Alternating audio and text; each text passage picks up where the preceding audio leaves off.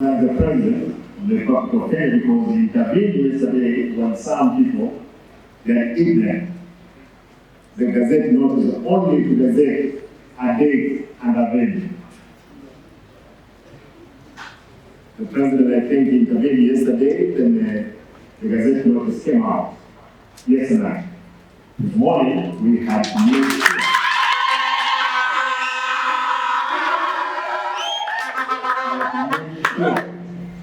That Honorable Bemo is now the deputy governor.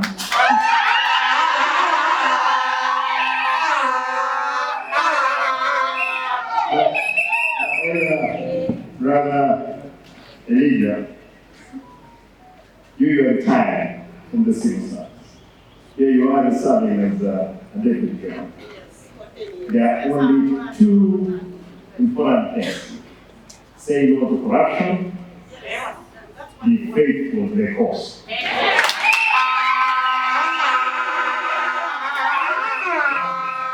That's my own request. Now that you've been the chairman, you was the chairman of the service board, and indeed I've not received any claim of you to have solicited even a penny.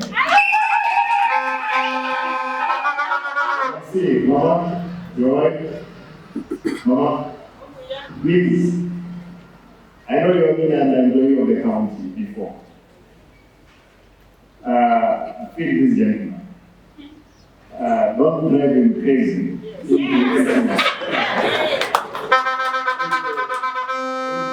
Of the public money, all individual money.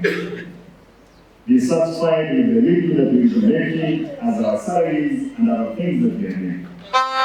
My humble request is you to make him stay in the office for the 10 years that we're in the office.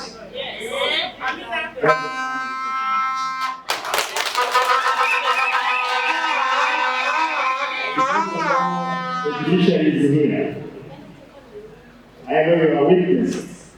We want to confirm to you that we're going to be faithful to the cause. Knowing that if we mess up, we'll definitely end up in the courtroom and it will send us into jail. We are very cautious on how we're going to manage the public affairs. Allow me, because I've seen one gentleman here, just to Ruben Monda. He's the brother, the former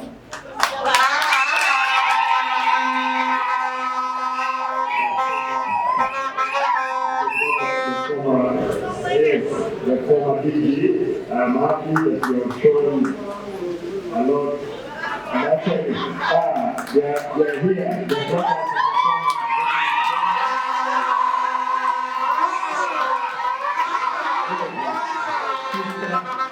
All the families of thank you, guys, and I'm happy that you're not drinking from the cup of bitterness. You are here, ready to witness the new deputy governor in office.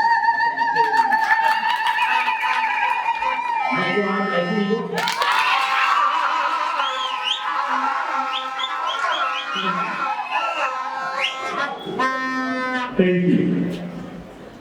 Allow me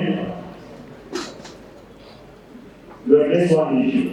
Are there Gen Z in the standing down? Yes. Are you there? Yes. Gen Z, are you there? Yes. I want to thank you guys because you have made us wake up from our slumber.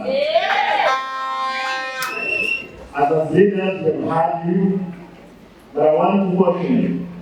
Anybody who is going to the street tomorrow, please don't destroy properties, don't burn our roads.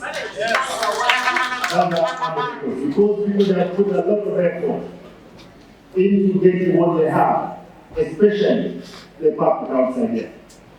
Yes, for the leaders, they will have stolen from you people, but for sure, you are walking up the country from where it was. We are determined to make sure we are going the country moving forward. God willing, we'll get a solution. Kwa hivyo mwadhani waomba jinsi kesho kama mkuta kama andamano around the country. Msiharibu mali, wata kuchoma barabara kwa sababu ni pesa zenu. Zile mnalia kwa sababu ukweli nimesema kwamba the future ni nani atalipa yale madeni ambayo sisi tumechukua. Kwa hivyo nawaomba tafadhali nyote mfanye kwa amani. Mwisho, mimi niko na friend yangu Obego. Sina wengi, mimi nimefanya tu kwa sasa nitakuachia ofisi.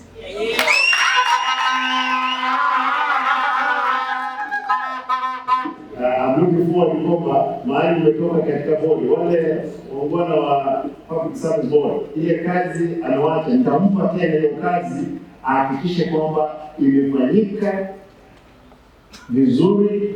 Na tafadhali, kwa sababu ameondoka, sitarajii niambiwe kwamba kesho umeomba hongo.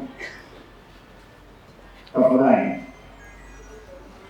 wafanyakazi wa kaunti, sasa niko na msaidizi wangu, nataka niwaombe yote mshirikiane pamoja na yeye.